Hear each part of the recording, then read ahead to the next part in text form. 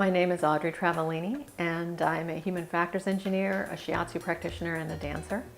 And I've lived in the Maryland, D.C. area for over 50 years, and my passion is being exposed to new ideas and to learn new things. I was put into ballet class at 5 years old to become able to walk better and not injure myself. It was horrifying for me because all the other girls were so graceful and so beautiful. And the last thing I wanted to do was go to ballet class because there's mirrors everywhere, and it was just very, very daunting. In my 20s, I started dancing with a partner, and we were very successful, and we were asked to do shows and charity events. And I think at that time, with that success and the kind of attention that comes along with it, I decided it's something I really wanted to do. It made me feel good. And so I went to Arthur Murray, and they asked me to come and work for them. And that's when I was first exposed to ballroom dancing as an art form. It wasn't highly challenging. It's American social at that time was very simplistic. It was designed to be danced in a very small area, about 6 foot by 6 foot.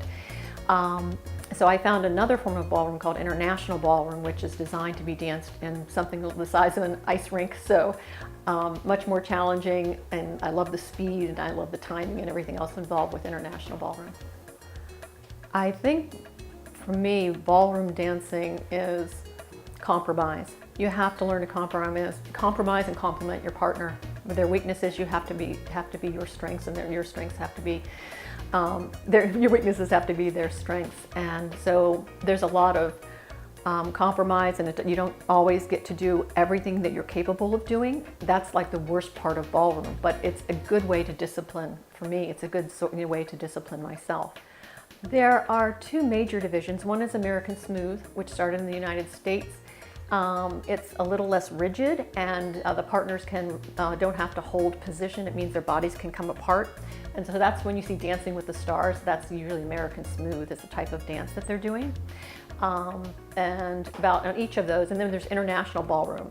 That's requires much more discipline, has very defined figures, and you have to stay on the body at all times, so your bodies cannot separate. So it's very limited in that regard, but it's very challenging with regard to timing and getting the movement going in that closed position. It's my passion, and it's my dance form of choice. I probably have had over 20 dance partners and or coaches. I like to, again, because I like to be exposed to new ideas, almost every coach has a different nuance for every figure you can think of. They rarely do things the same way. A female will teach differently than a male. Someone that comes from Russia versus Italy versus the United States, completely different with regard to their technique.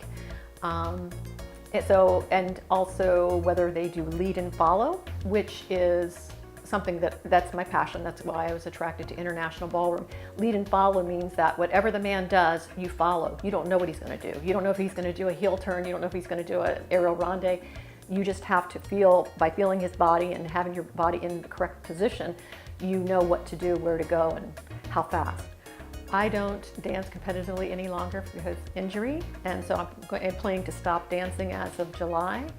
But if you go to YouTube and you Google ballroom dance or Blackpool, you'll see some of the top dancers in the world.